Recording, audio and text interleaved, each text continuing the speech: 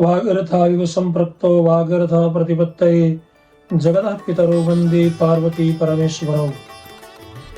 આપ સૌને જય શ્રી કૃષ્ણ અને જય દ્વારકાધીશ. શાસ્ત્રી દિલીપભાઈ જોશીના નમસ્કાર.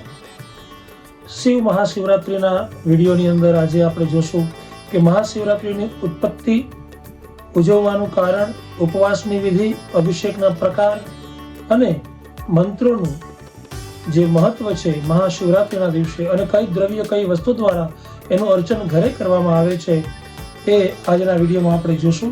તો હું પ્રયત્ન કરીશ કે શોર્ટ વિડીયોમાં આપણે સમજાય.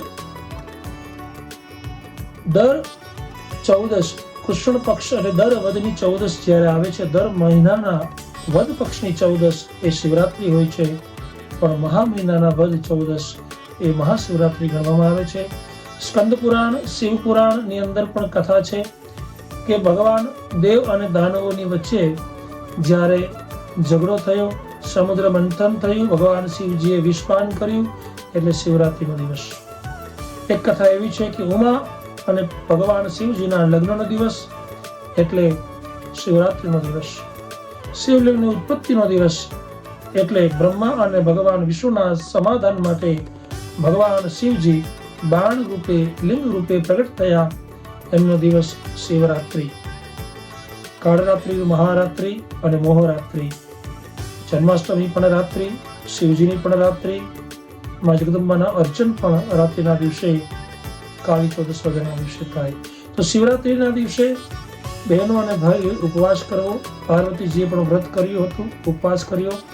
ઘરના ધન વૈભવ, સુખ શાંતિ સમૃદ્ધિ માટે શિવજીનું અર્ચન કરવું, ભસ્મ ધારણ કરવી, ચંદનથી અર્ચન કરવું, કાળા તલ, દૂધ, મધ, ઘી, સાકર, કેસર, ચંદન, અગર, નાળિયેરનું જલ, મેંગોનો રસ, શુદ્ધ પવિત્ર ફળોના રસ, ગુલાબની પાંખડીનો અભિષેક,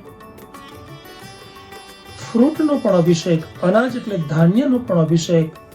કયા ગ્રહો કયા હેતુ માટે, કયા દિવસની અથવા તો કઈ વસ્તુની પ્રાપ્તિ કરવા માટે અભિષેક કરો છો, એના આધારે એ દ્રવ્ય ચડાવવું એવો ઉલ્લેખ છે.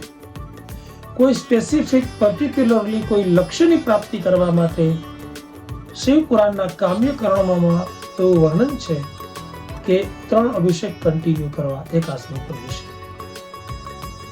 શિવ રુદ્રાભિષેકમાં શિવ રુદ્રાષ્ટધ્યાય અથવા મહિમ્ન સ્તોત્ર, એકાદશ રુદ્રનો પાઠ, લિંગાષ્ટકમ, રુદ્રાષ્ટકમ અને ભગવાનનું રાવણ રચિત જે સ્તોત્ર છે, ભગવાન નૃત્ય માટે જે પ્રગટ થયા એ સ્તોત્રનો પણ પાઠ કરી મહામૃત્યુંજયનો જપ કરવો અને ભગવાનને ખીર, માલપુડા વગેરે અર્પણ કરવું.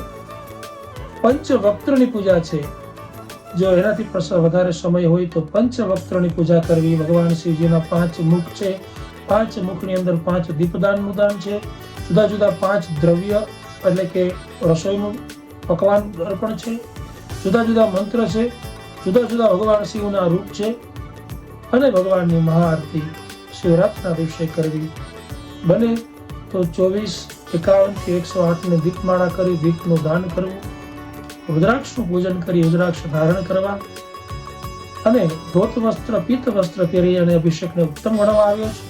દર્ભનું આસન હોય, રક્ત આસન હોય, કૃષ્ણ આસન હોય, જે ધ્યેયથી જે અભિષેક કરવામાં આવે તે પ્રકારના કપડાનું પણ મહત્વ છે.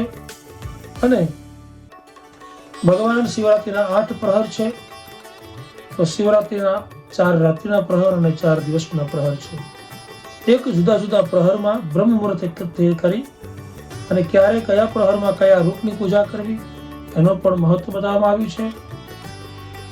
અને વધુ માહિતી માટે નીચેનો નંબર છે, એના ઉપર સંપર્ક કરી અચૂક શાસ્ત્ર પ્રમાણે શિવરાત્રિ ક્યારે પ્રારંભ થાય છે અને ક્યારે પૂરી થાય છે એમની ખાસ નોંધ લેવી.